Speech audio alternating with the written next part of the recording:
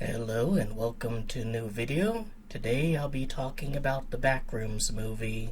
Before I begin, I would like to say that if you haven't seen the movie, I would highly recommend that you stop playing the video, go watch it, and come back. This video will be here when you return. And if that isn't a sign that I have a very different opinion on this movie than, say, Mario, Michael, or Mandalorian, I don't know what is. The movie is directed by a guy called Kane Parsons, known as Kane Pixels on YouTube. He has his own idea or interpretation of what the Backrooms is, and has made many videos about that interpretation. Due to the quality of these videos, which are mainly animated in Blender, he has become a viral figure within the Backrooms or liminal space or whatever kind of sphere. And it's unsurprising that A24 would want to get this guy to direct a movie based on his YouTube videos. A24 is one of those kind of risk-taking studios that are willing to kind of gamble on a project that other studios might be a bit too hesitant to put money behind. Despite the fact that Kane Pixels is arguably the biggest individual within the Backrooms fandom, plenty of people have walked into this movie with weird preconceived notions that would have been resolved by just watching his videos. You have one group of people who I guess like to regard themselves as Backrooms purists, or they really understand the Backrooms, and they say like there can't be any entities down there. The idea of monsters being in the Backrooms is wiki slop. Never mind, of course, what the last line on the original 4chan post had to say about that matter. If you want to watch a movie where a guy goes insane wandering around a liminal space where there's nothing there that's actually gonna hurt him, buddy, go watch Exit 8. It's a pretty good movie in its own right, and you don't have to watch Kane Pixels videos to understand it. And then on the other end of the spectrum were the people who expected it to be more like the Backrooms Wiki. The Backrooms Wiki is basically a diet SCP version of the Backrooms, where there's different levels that have a thematic aesthetic and different entities that can be found within each level. Which, again, if someone was genuinely wondering why Clark didn't go to level 7082 in order to fetch a purple marker so Huggy Wuggy doesn't fuck him in the ass, could have just watched Kane Pixels videos. I mean, it's so weird too, because like arguably as an adaptation of something, the Backrooms is probably the easily accessible when it comes to getting the source material. Like, if you wanted to get a sense of, say, what Project Hail Mary was like before the film came out or before watching it, you have to go to a bookstore or library and read the fucking book, which means traveling and potentially paying money. Here you can just sit on your fat ass and watch it on YouTube. To not be able to get that means you either have to be supremely lazy or like an actual tiny child, in which case, what are you even doing here, dude? It's rated R. Usually in this part of the video I would talk about things I liked in the movie, because even if a movie is really shitty, there usually are highlights or things to commend it for. But since I actually liked the movie, I suppose I should do the opposite and start off with the things that I didn't like. For one, the pacing, and especially at the very end when Mary is taken into the async research facility, it just ends so abruptly, and it really does feel like there should be at least like maybe 10 more minutes of movie left. But it just kind of abruptly gets cut off as it seems like he didn't really know how to end it properly after she gets taken in by async. Which is unfortunate, because I think that would have been a great opportunity to explore async more in the movie. Like, we're at the end of the movie, audiences, even if they've never seen his videos before, are now familiar with the Backrooms and that kind of idea. The very start of the film establishes firmly that, if not the reason for the Backrooms existing, async is heavily involved with them. Clark isn't like the first ever human being to tread through them. And that's, I think, done in order to kind of give a little bit of grounding for this very mysterious location that general audiences might not be too familiar with. But then at the end of the film, it's like, alright, we know about the back rooms, we know that copies locations, we know that copies people, we know what happens when regular people go into it. But this elephant in the room here, this research company that seems to be doing something in there, we just don't know what, that used to, the only thing we really learn about them is that they used to make MRI machines.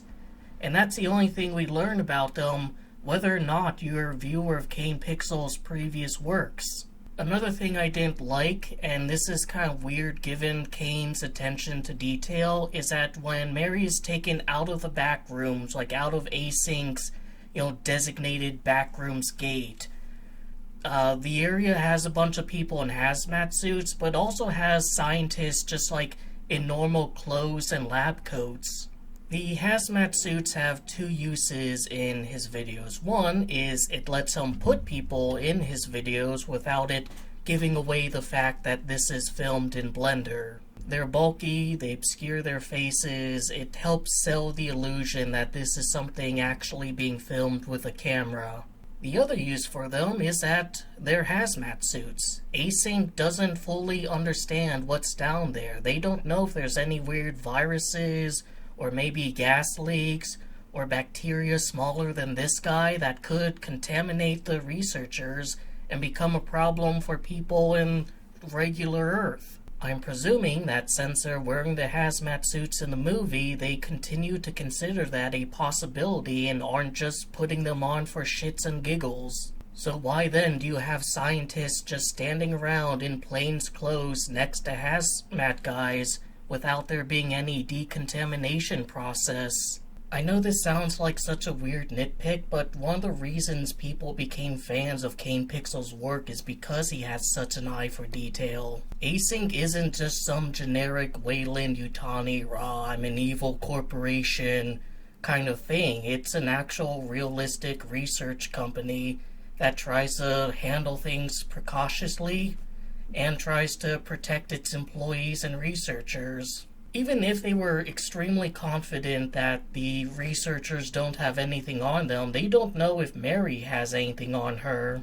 In fact, they didn't even know she existed until that point. They only knew about Clark. It's just, I don't know, I think there should have been like maybe a decontamination scene or maybe a medical examination proper scene.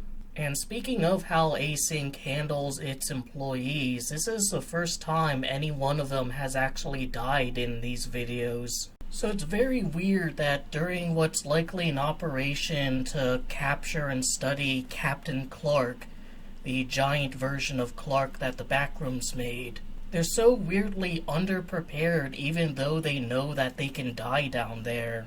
To put it into perspective, at the end of Pitfalls, one of the researchers, Marvin, is chased through the red neighborhood by one of the creatures down there.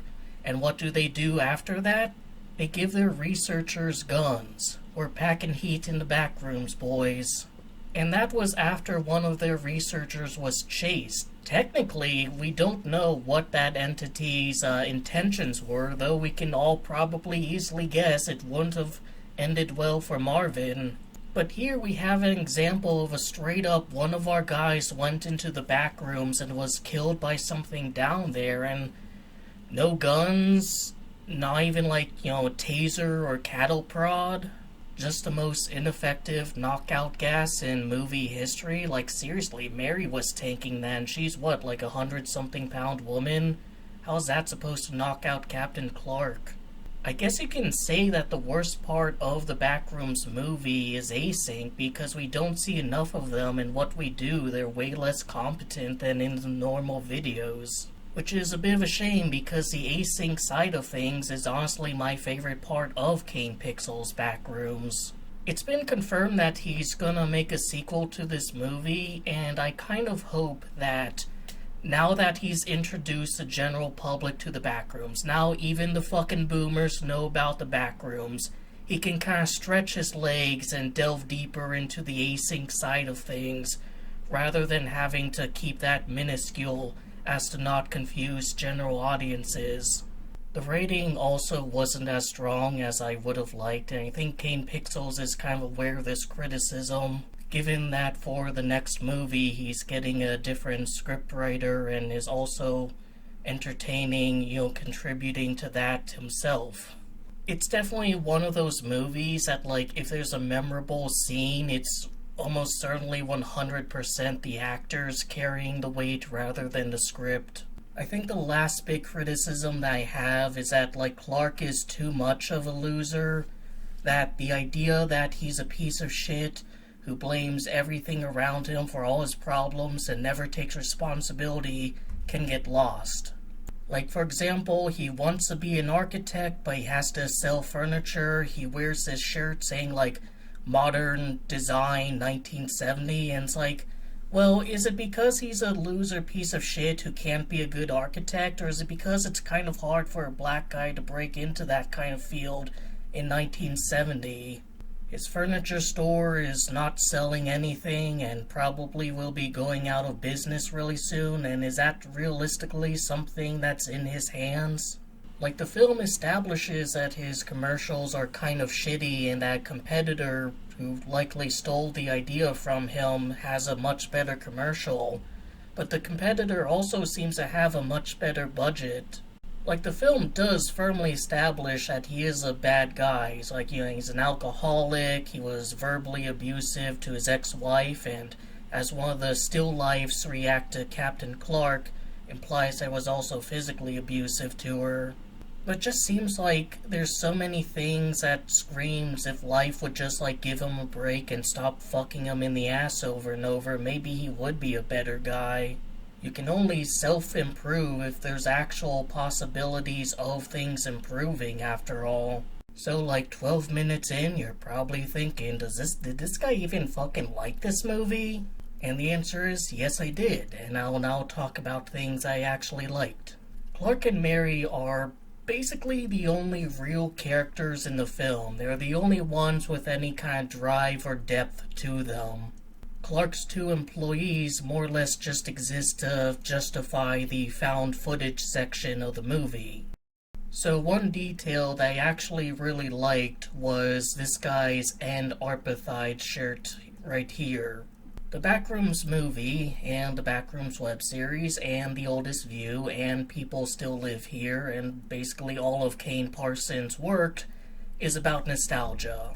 Clark is constantly revisiting what's probably the last conversation he had with his wife before the divorce, and Mary is constantly revisiting her childhood home and the trauma she experienced there. People are always retreating into their past even if it hurts them.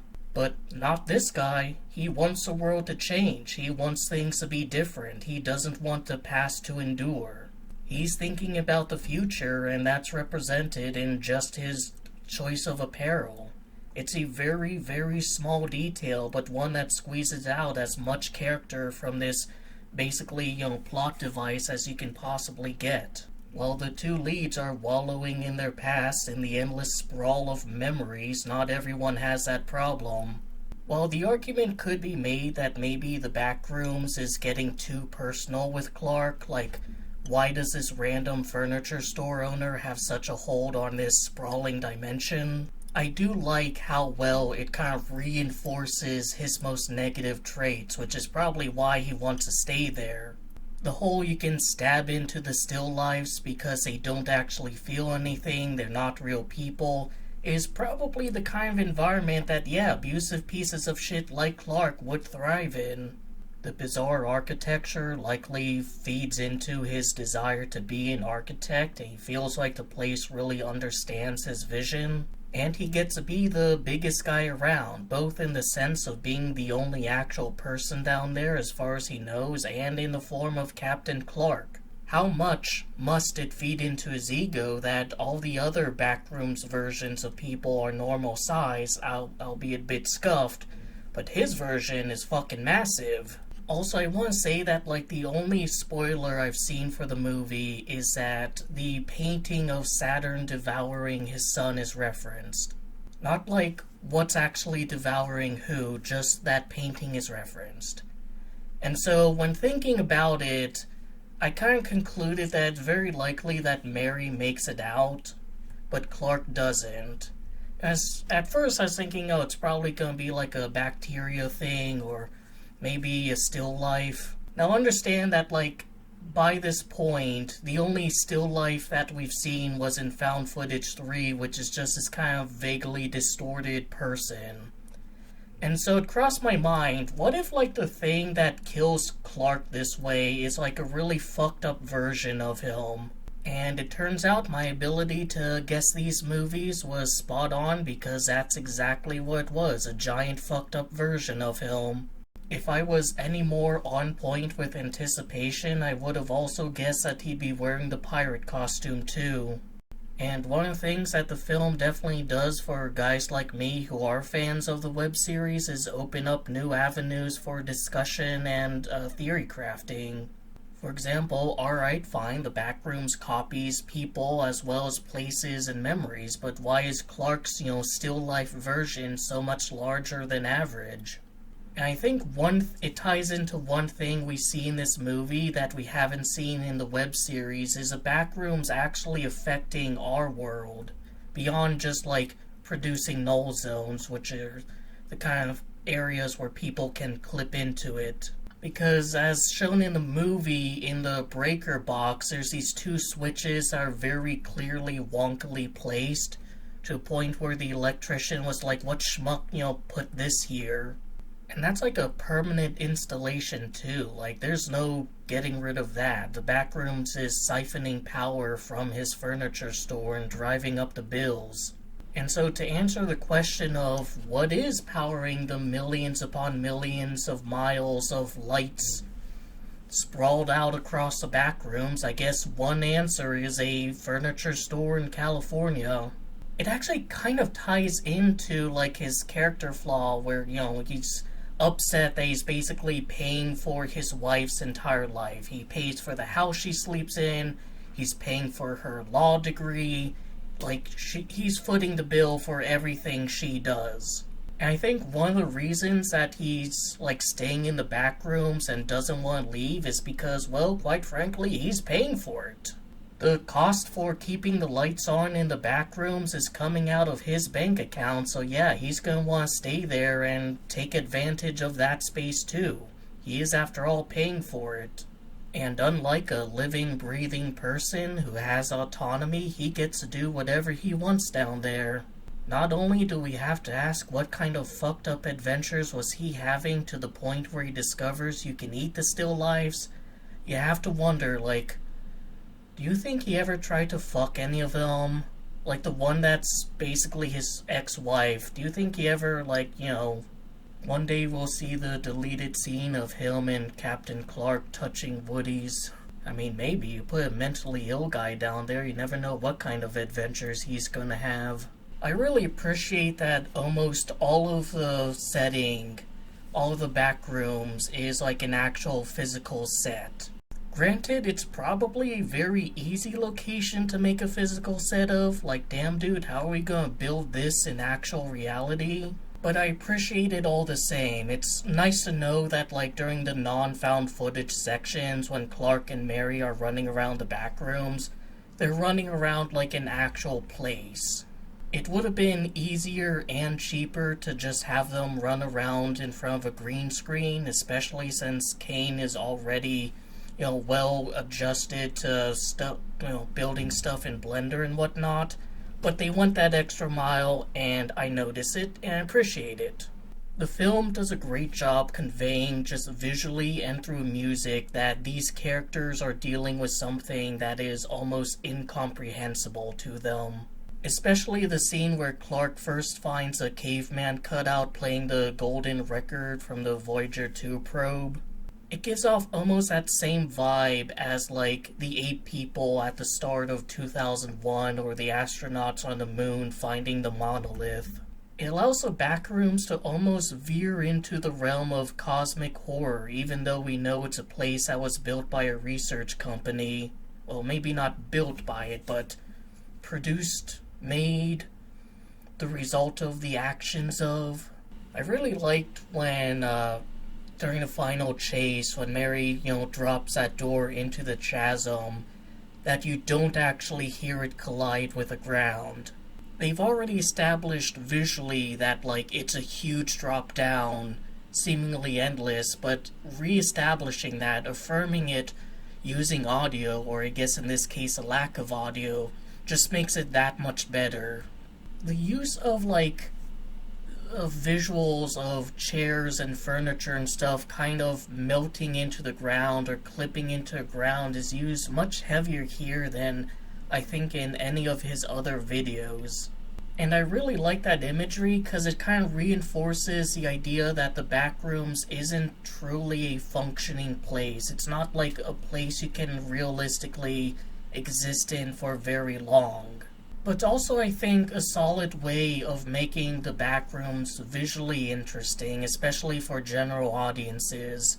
Because as much as I'm a fan of the Backrooms, as much as many of the audience members are fans of the Backrooms, realistically, for a movie for regular-ass people and boomers to watch, it might be a bit too dull of a setting to justify making a film of. He can't do this whole, oh, we're now on level 789, it's the arcade rooms, because that's not a part of his Backrooms. But it does add, like, a surrealist flair to the setting. I mean, all around, it's just like a really good movie. It's very well acted. It's actually quite surprising that in this guy's first movie about something called the Backrooms, he was able to get two Academy-nominated actors to be the leads. Really interesting visually, solid use of themes of nostalgia and clinging on to the past. And I think it is a testament to how big, like, the Backrooms and liminal spaces in general are, that, like, this film has passed, like, 100 million in the box office as I'm making this video. It's A24's highest grossing movie. I just don't think we're appreciating enough how a Star Wars movie is being spit-roasted box office-wise by, one, a low-budget film about a girl getting possessed, and two, a guy's interpretation of a 4chan post.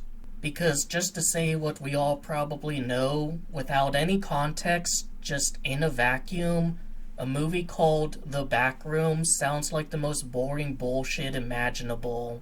And just as an anecdote, when I was visiting my mother and I told her that this film was like my second most anticipated film of the year, she has like no idea about liminal spaces or Backrooms, so I could only imagine what kind of avant-garde bullshit must have been going through her head. And even after she saw the trailer for it, when she watched Obsessions, she still said that like it was really weird looking. But yeah, it's great that the film got made, and I really enjoyed it for the most part, and I'm looking forward to a sequel. What I'd like to see in the sequel, I think, is one, just more async. I think we can start delving deeper into that on the big screen. And two, I think Kane should try and challenge himself by making the Backrooms or the movie about something that isn't nostalgia. I get that's kind of baked into his version of the Backrooms, so there's no like truly moving away from it. But both Clark and Mary's character, nostalgia, a negative form of it especially, is so heavily infused into their character and how they handle things. I'd like to see them try and approach a different sort of negative emotion even. Like, people have pointed out that, like, the way the Backrooms copies things and people really reminds them of generative AI. Maybe instead of nostalgia, you can tackle, blind optimism of new technologies, or about how technology improving without society improving can be disastrous. Who knows? So yeah, those are my thoughts on the Backrooms movie. If for whatever reason you're here and you haven't watched the film yet, go see it, because I think good original movies, especially by up-and-coming directors, ought to get the support they deserve. So I hope you enjoyed the video, that it gave you something to think about and otherwise entertained you. Take care.